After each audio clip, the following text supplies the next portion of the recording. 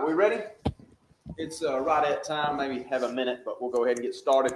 Let's flip to John chapter 9. John 9 is where we're going to study together tonight, and we'll try to make our way all the way to the middle of chapter 10. If I understand it correctly, and if other Bible students understand it correctly, it seems to just flow right from the end of 9 into chapter 10, so we'll look there tonight. So we are in what we call the closing ministry of the life of Jesus. So it's a little bit difficult to see depending on which book you're looking at as far as the timing here, but we're about 6 months away at the beginning of the closing ministry. We're about 6 months away from the crucifixion and resurrection of Jesus at the beginning of this. So Luke 9 verse 51 kind of points us in this direction because he says his face is set toward Jerusalem. Now, of course, Brother Waldron in his book will point out from Luke 9 to chapter 19 that there's a lot of stuff we're not really sure about the chronology of. We're not really sure where it fits. Here, we're in John 9. We'll go to John 10 in this class tonight. But it'll be John 13 where Jesus is preparing, really the end of John 12 and John 13 where Jesus is preparing the disciples and he's making his entry into Jerusalem and that sort of thing. So we're not far off from it in that account. Of course, we have through the end of this quarter, we'll be in the closing ministry the whole time, but then next quarter, you'll step right into the last week. So we are able to continue in a section of the book of John that is kind of all together and seems to be kind of all at one time. And there was a feast that Jesus went to celebrate, and this is in John 7. And what feast was that? The Feast of Booths, or the Feast of Tents or Tabernacles. It was also a harvest feast. It was kind of the end of a harvest feast. Now, this is interesting because it was a memory of the wilderness wanderings. That's why they would have booths or tents. And there are Jews today who still find ways to celebrate this, where they build the temporary shelters and that sort of thing in order to celebrate this holiday. But it would have been in the fall, sometimes September-ish, October-ish, depending on what year it was. And they would celebrate this. And it was not only in memory of the wilderness wanderings, but in looking forward to the promises that God made about light and refreshment and water and new life. And so they were looking forward in anticipation to all of that. And in Jesus, in the middle of this festival, where they had ceremonies that looked forward to God's provision of living water and that remembered God's provision of light in the wilderness, Jesus stands up in the middle of all that and says, if you really want water, come to me and drink. And then he will say, when they're lighting these great lights that will shine the entire temple complex, he will say, I am the light of the world. And so he's saying some pretty provocative things, basically saying that he's the fulfillment of all these Old Testament promises. And then after he says that in John 8 and verse 12, there's this conversation about where he comes from and who his father is and who the people who are talking to him, who their father is. And Jesus says, you think your father is Abraham, but you're not acting like Abraham.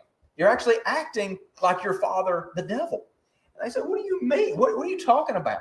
And he actually tells them the line that really gets under their skin is, before Abraham was, I am. And that gets them so angry that they're ready to kill him. And I think as we come into chapter 9, there's not really much of a break at all with the timing. I think we're kind of in that same setting. There's a lot of tension. There's a lot of concern. There's a lot of pressure from the religious leaders against Jesus. And then when we see what happens in chapter 9, I think we see it intensify even more. And when we get to John chapter 11, it'll intensify even more. And then that'll lead us into the final week of Jesus' life. I think we're going to see pressure increasing as we continue to read the book of John and really all of the other gospel accounts as well. Anything as we jump in? All right, why don't you take us away? All right, in chapter 9, we'll read 1 through 7 there. It says, as Jesus walked along, he saw a man who was blind from birth. And Jesus' disciples asked, Rabbi, who sinned so that he was born blind, this man or his parents? And Jesus answered, neither nor his parents nor himself. This happened so that God's mighty works might be displayed in him. While it is daytime, we must do the works of him who sent me. There's a night coming when no one can work. While I'm in the world, I am the light of the world. And after he had said this, he spit on the ground, made mud with his saliva, smeared the mud on the man's eyes. And Jesus said to him, go wash in the pool of Siloam. This word means sent. So the man went away and washed. And when he returned, he could see. So the first thing is, as Larson just said, what was going on at the very last verse of chapter 8? What were they doing?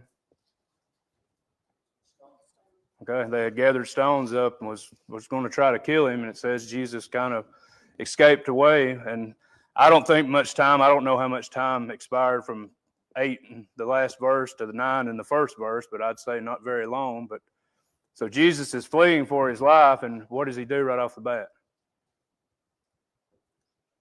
He stops to help somebody. So he the last verse of the last chapter, they're about to stone him. He flees away, and then we see him stopping to help an individual who was blind. So the question's asked there, by the disciples, teacher, who has sinned to make this man blind, this man or his parents? And Jesus answered and said, neither nor his parents nor himself. This happened that God's mighty works might be displayed in him.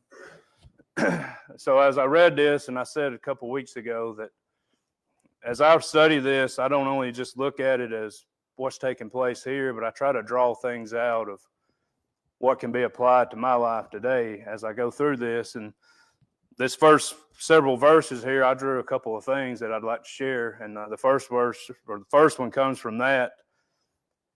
They ask, why is this man in this situation? His parents, himself, what's caused this? And Jesus' answer is, there's no reason. He was made this way so God can be glorified. And I think that same message should be in our lives today, that if our life is good, if our life is great, if our life is going exactly how we think it should go, we need to glorify God. And in the reverse of that, if our life is not what it is, if our life is in trouble, if it's in trials, if it's hard, if it's difficult, if things we can't see the good in it, we need to glorify God. So no matter what it is, no matter whose fault, if it's nobody's fault, if it's our fault, no matter what it is, the one thing that can be a constant in our life is that we glorify God. And I think we see that message from Jesus to his disciples here about this individual, and I think that reigns to us today, that no matter what situation we're in, we're all here to bring glory and to magnify God. You got any thoughts to this point? Yeah, I think it's helpful to see. I think a lot of people would conclude just looking at this situation, especially among the Jews, that there was something sinful going on, and that this would, and it is not impossible for bad things to be a punishment from God, especially in this era where that kind of thing happens.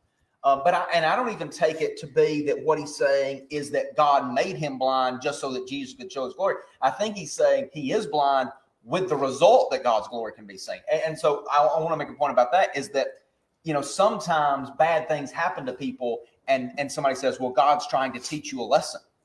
Well, it may not be that he is directly trying to teach you a lesson. It may be an act of the devil, right? Messenger of Satan, as Paul would say.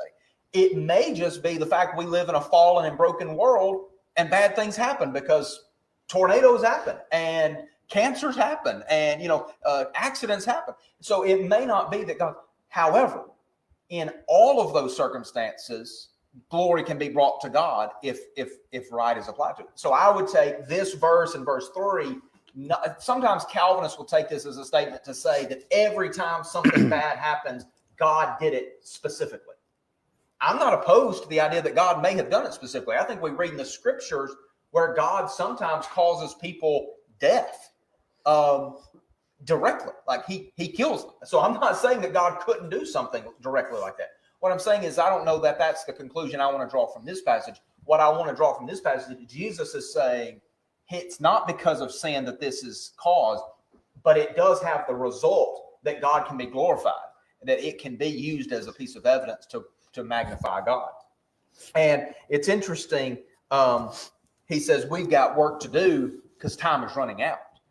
We have to do the works of him who sent me as long as it is day. Night is coming when no one can work. I think he's pointing forward to a time where he's not going to be able to do these things. And I think he's already preparing the disciples that time is coming. So don't miss the opportunity when it's on the table. And that's another lesson that goes That's right. directly to us today, that we have to do things while we have time, because there's going to come a time where what's done is done and we can't go back. So we have to work while we have the time available to do these things. Now, notice again in verse 5 that he again indicates that he's the light of the world, right? He echoes that from chapter 8. I think that's at work in this chapter. I think he wants to recall that idea from chapter 8, verse 12. Remember, I'm the light of the world, and he's going to use this occasion as a way to exemplify that in a powerful way. Anybody have any comments so far? You mentioned maybe not everything is a lesson, but everything is a test. Yeah. Right? And I think that's what you're talking about. Maybe with glory can come from different things, and maybe in how we react to it, how we use it, that kind of thing. So it might not be a lesson for us in particular, but it is a test for us. That's right. Yeah, and when I say not a lesson, what I mean by that is it may not be something that God specifically sent to us to show us something, or because we weren't doing right. But I would say, like thinking about James 1 or 1 Peter chapter 1, talking about persecutions that come. I don't think it was the will of God that Saul unleashes the persecution on the brethren. But how do they take that? They go everywhere preaching the word. It's not necessarily that God's will is that. I don't think it's God's will that Christians are beheaded or something. But I think that when people respond appropriately, that God can be glorified even in the worst of circumstances. And I think that's the case here. Like, I don't think God wanted people to be born blind. I think that was not in his mind when he made Adam and Eve as far as a desire.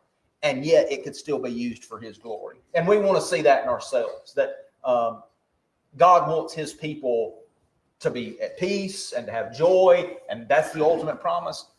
But he also wants us to be able to face the challenges of life, and whether it's blindness or something else, and to see God's glory. So we'll talk more about that as we go along. Anything else? How far did you read through? 7. Okay, 7. Notice, I do think it's interesting in verses 6 and 7, he spits on the ground. And it's interesting, there's a couple of situations where Jesus uses his saliva or something. We talked about that in Mark, where he kind of spits when he heals the man who has the speech impediment. Here's going to make the saliva, and then he says, go and wash. I think this is a good place to say that when the blind man is able to see, verse 7, when he comes back seeing, I don't think that blind man would say, look what a good job I did washing my eyes. I don't think he'd say, well, that was the problem all along. I was using the wrong mud to put on my eyes. I think that he would say, I have been given a gift. Right? I've been given a gift. And I don't think the main point of this passage is to teach us about how we are saved. But I do think it teaches us about how gifts are given and how conditions are met. Right? The blind man, this is a great example to use where somebody says, so you think because you were baptized, now you've earned your salvation because you worked for it. Not at all. Right? I wouldn't come up out of the water saying, look what a good job I did washing my sin away. Just like this man would not be able to say he did a good job washing his blindness away. But he is able to say, I did what the teacher told me.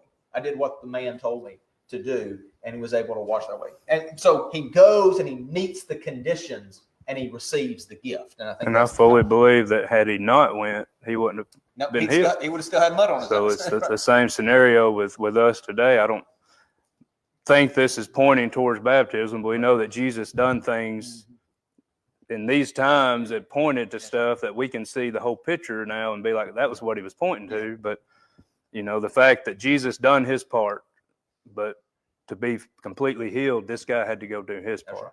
And the same thing for us today. Jesus has done his part, but for us to be saved, we have to do our part of it. So. Yeah, very good.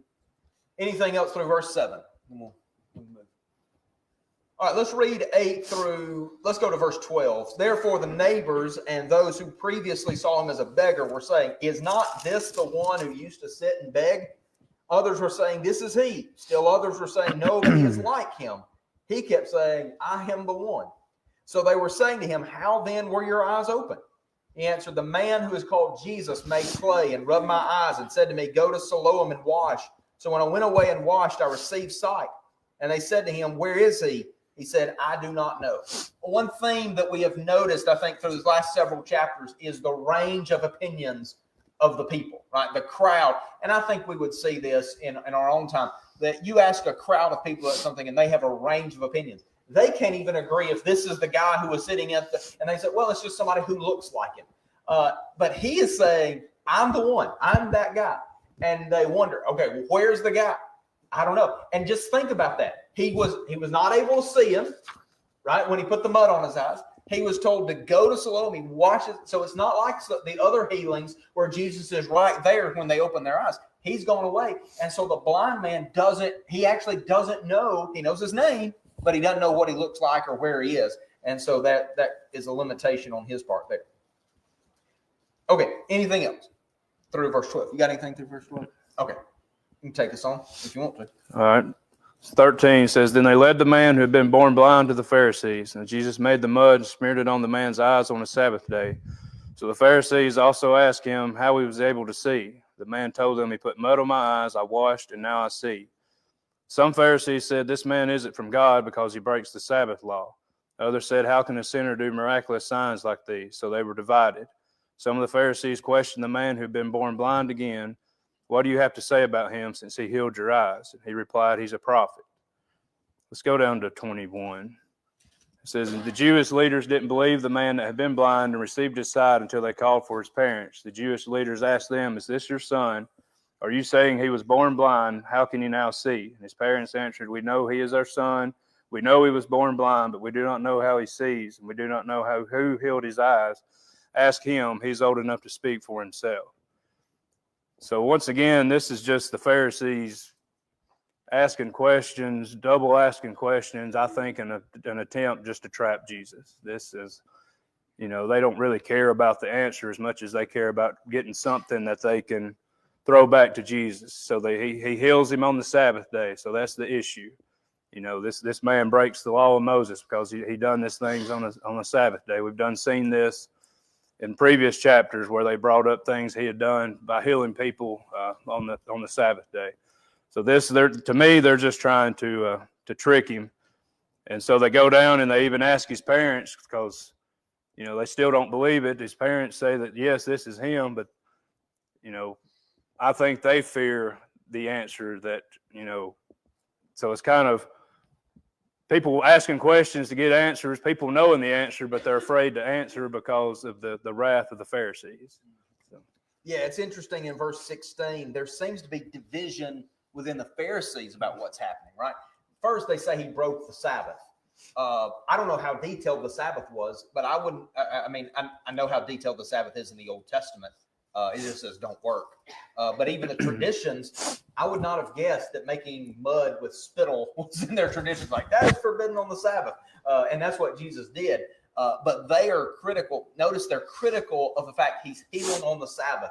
And I think you've probably seen that at other times in the life of Christ, where Jesus will do something remarkable and all they can do is be critical of it without being able to see what's happening. One that I'm thinking of, I think it's Mark chapter 3, where they're in the synagogue and there's the man with the lame hand and they're all sitting there watching him to see what he's going to do. It's almost as if they have him there as like a plant to see what he's going to do. And then he heals him. He actually doesn't reach out or touch him. He just says, stretch out your hand. The guy does, and they're angry because he heals on the Sabbath. And it's like, okay, let's just hit pause for a second and just remember that they recognize he's healing on the Sabbath, and that's what they're mad about. And in this case, they're trying to determine whether or not this man was actually born blind. And it's almost like they want the answer to be yes, so that they can accuse Jesus of healing on the Sabbath day. We right? just had that long conversation in chapter 7 about the circumcision on the Sabbath day. And that's exactly right. Yeah, so maybe all that's connected, but like they want to prove that Jesus had the ability to heal the blind so that they can accuse him of wrongdoing. And it's like, that is a very strange process of going against, into a criminal investigation. And so when they are able to confirm that, now they're critical of Jesus. The one who just healed this blind man, they're critical of him because he's doing this work on the Sabbath. Now, it's interesting. The blind man doesn't know very much about Jesus, evidently. But when he's asked about Jesus, what's his conclusion about who he is? He's a prophet. He's a prophet. And that's just where he is at this point. It will get more intense as we go. Now, the parents, they say he was born blind. Now he can see. But with regards to the man who healed him, we don't know. And Mr. Mitchell expressed that maybe there was some fear or trepidation on their part. Look at verses 22 and 23.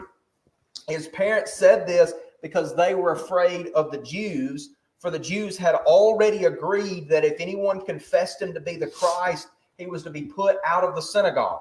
For this reason, his parents said, he is of age, ask him.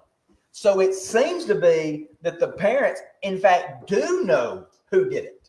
They do know that it was Jesus, but they are not even willing to say that Jesus healed their son because they are afraid that that would illustrate some confession of faith, and they don't want to be kicked out of the synagogue. They don't want to be kicked out of that fellowship. And so you can see the intensity of the division as it's being drawn here. That I don't know if this is the first place, but I don't know. Look, in John 7, remember, they were keeping the conversation low. They were not talking about these things out loud because they knew that the leaders didn't like it. And that's what's happening here. They're trying to, play it close to the vest because they don't want the leaders to suspect that they are believers. Anybody, anything through maybe 23 or so? It is interesting. So that we would normally think of the Pharisees as being the persecuting force in this, and yet it's not. It's the people who are saying, if you confess Jesus Christ, you will be in the synagogue. It's just the Jews. It's not necessarily the Pharisees in particular. Yeah.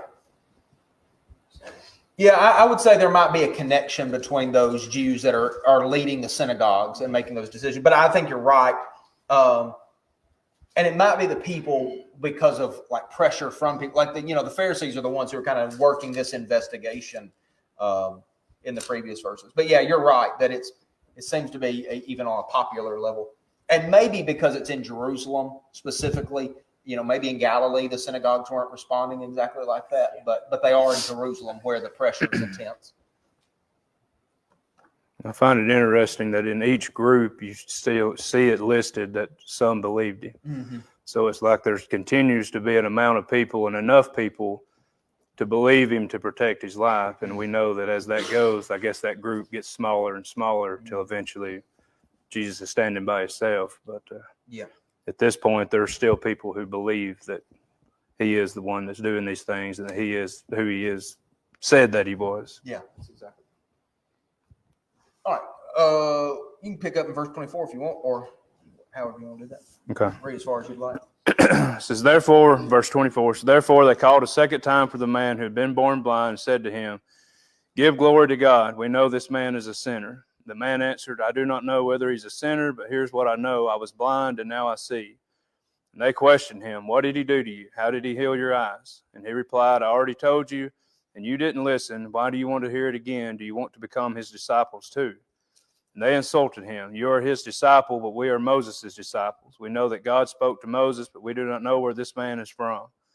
The man answered, this is incredible. You do not know where he's from, yet he healed my eyes. We know that God doesn't listen to sinners. God listens to anyone who is devout and does God's will. No one has ever heard of a healing from the eyes of someone born blind. If this man wasn't from God, he couldn't do this. They responded, you were born completely in sin. How is it that you dare to teach us? Then they expelled him from the synagogue. So once again, this is just the Pharisees trying to trap an individual and to eventually trap Jesus. So they ask him the same set of questions. You see his answer of, why are you asking me this? I've done told you these things. You can just kind of see through the language that they're fetching for something. And, basically they're calling Jesus a sinner. With 24, it starts, give glory to God. I wonder if he had right there, what would have, you can kind of see just from that opening sentence and they said to him, give glory to God. Like they're wanting him to do this. And eventually there it ends with them throwing him out of the synagogue as they talked about it in verse 34. Yeah, it's interesting in verse 24, they've already drawn the conclusion, right? So this trial or this interrogation of this blind man is not an effort to figure out what's going on. It's really just a, hey, we want you to draw this conclusion that we already have in mind. And I just like the simple reasoning of the blind man. Whether he's a sinner, I don't know. But I know that he put mud on my eyes and then I went and washed and I was able to see. That I was blind and now I see. And so he explained, they said, well, what'd he do? I've already explained this, as you just made mention of. And it's actually kind of funny because he says, I mean, I don't know. Are you interested in becoming his disciples? Like maybe that's why you want all this. Like you want to clarify because you're just really interested in following Jesus. And they get so upset about that. Like even just the joke, right? The sarcasm of them becoming disciples of Jesus. They say, you are his disciple, but we are disciples of Moses. And so they're putting Jesus in contrast with Moses and saying that this man might be following Jesus. And this man is not even a disciple at this point, right? He just knows that Jesus is a prophet. And he just knows that Jesus healed him. He hadn't made a commitment at this point to be like a follower of Jesus or something. And we know that God has spoken to Moses, but as for this man, we do not know where he is from. And the blind man says, well, here's the amazing thing. You don't know where he's from, but he healed me. And that's a pretty powerful line of reasoning. And basically he's saying, God wouldn't listen to a sinner like this. And so the fact that he can work this sign, and that's something we see for a long time in the book of John, right? John 3, Nicodemus comes to Jesus and says, we know that nobody could do these works unless God was with him. Now, Nicodemus in John 3 doesn't know what all that means. I don't think the blind man in John 9 knows what that means. But I know that they are approaching that because they're able to see past maybe their preconceived notions and say, something's going on. Like Nicodemus was a Pharisee too, or at least he sat on the Sanhedrin, and he was able to say, this doesn't follow what I thought it was going to be, but there's something happening here. And so it's interesting. This is verse 34, where he said, they say, you were born entirely in sins, and are you teaching us?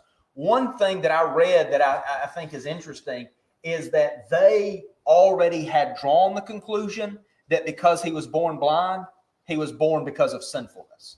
So they have already rendered an idea on this man, if he's going to be born blind, because the Jews very much had that idea that if you're faithful to God, that you're going to be blessed. And this man is a blind beggar. And so they say you were born entirely in your sins and you think you're going to come and be an instructor to us. And they think of themselves as too high and mighty to be instructed by somebody like this, even though his reasoning is very common sense, right? It's very common sense. Okay. Anything else through 30? Just in 29, Jesus has been trying to tell him who he was. Yeah, where he's from. This man is kind of telling him, I don't know exactly where he's from, but I know he's special. And we've seen other people who said the same thing, that Jesus is the Son of God. So I don't know if it's their pride or their ignorance or for what, that they just can't accept it. And then I think of us today, maybe it's our pride or what it is that sometimes we just can't accept who Jesus is. But you would think that they could see what he's done and listen to the people and draw the conclusion that this is the Son of God, but they can't do it. That's right. Okay, anything through 34? So I think what we're seeing a lot in the last couple of chapters, we're seeing Jesus is really making people question, or not question, but confront their identities. Mm-hmm. So we're children of Abraham. We're disciples of Moses. And then you see here you have the Pharisees and they're saying, well, we know that Jesus is a sinner, which is a very funny thing. Like, we're so confident. And it's also you're a sinner because you're siding with him. And so he's the dividing line, right? Mm-hmm. And you have to pick your identities. Your identity in saying like we're children of Abraham, we're disciples of Moses, and ignoring evidence. Mm-hmm. Or is it going to be looking at the evidence like the blind man here is looking at the evidence, or the man who was blind, looking at the evidence and saying, well, who else could he be? But I think you have Jesus, he makes people pick their identities. I think this goes along with what you're saying, is I think sometimes maybe we have an identity for ourselves, and then Jesus asks us to question our identity, and we're like, well, I don't know if I want to do that. And that makes it hard because we decided who we are. Mm-hmm. Very good. Anybody else? All right, let's pick up with verse 34 or 35. Jesus heard that they had put him out, and after finding him, he said, "Do you believe in the Son of Man?" He answered and said, "Who is he, Lord, that I may believe in him?" Jesus said to him, "You have both seen him, and he is the one who is talking to you." And he said, "Lord, I believe." And he worshiped him. And Jesus said, "For judgment I came into this world, so that those who do not see may see, and that those who see may become blind." And some of the Pharisees who were with him heard these things and said to him, "Are we blind too?" Jesus said to them, "If you were blind, you would have no sin. But now that you say, 'We see,' your sin remains." Okay, so Jesus finds this man. I like the fact that it's not until after the man takes a stand that Jesus goes to find him, right? Jesus has already been gracious to him. And I don't know how you would not take a stand if you're this man, right? I don't know all the answers. I know he healed me, right? And so that's interesting. So he comes to this man and says, "Do you believe in the Son of Man?" Who is he? You've seen him, and he's talking to you. "Lord, I believe it." He worships him, right? So he's gone from first of all, he listens to Jesus to go wash. That's pretty good. Then he says he's a prophet. Then he says he must be from God because God wouldn't do this for a sinner. And now he's saying, "Lord, I believe in you," as to whatever degree, to the degree that he would worship him. Right? That's a pretty high degree. Now, the Pharisees that are standing around, well, Jesus says this, that he came, and I like this. He says that those who do not see may see, and that those who see may become blind. And I think that's the issue. What's the problem with the Pharisees is they think they see, right? This is one of the challenges that we have in our culture, is that we think we get it. We think we understand. It's very difficult to talk to people who think of themselves as intellectuals about the gospel because they think they already know how the world works and they don't need anything to explain that. I think it's hard to talk to people who are well off about the gospel because they think they've already got it figured out and don't need what the gospel offers. It is actually when people realize they don't have it all figured out that they are a good candidate. And that's not to say that well-off people are never a good candidate, but they have to be well-off people who recognize they don't have it all figured out, or intelligent people who know they haven't figured it all out. Because, and especially in religious terms, when somebody says, "I've already got it figured out," that's it. And so the Pharisees say, "Are you saying we're blind?" And Jesus is saying, "All I'm saying is because you say we see, you're not going to receive the benefits that I bring. If you would say that you didn't know how to see, then I would be able to provide you forgiveness.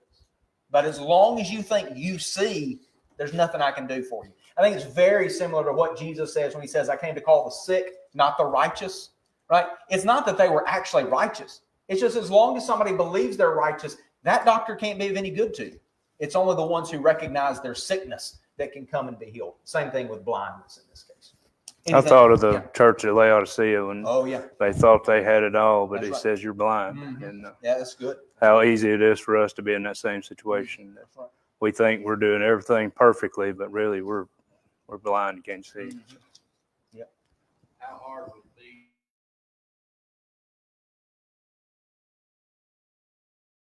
Thanks for watching. If you found this video to be beneficial, please follow us on Facebook or subscribe to our YouTube channel. Feel free to share it with others that you feel like may benefit from it. If you need to contact us, please contact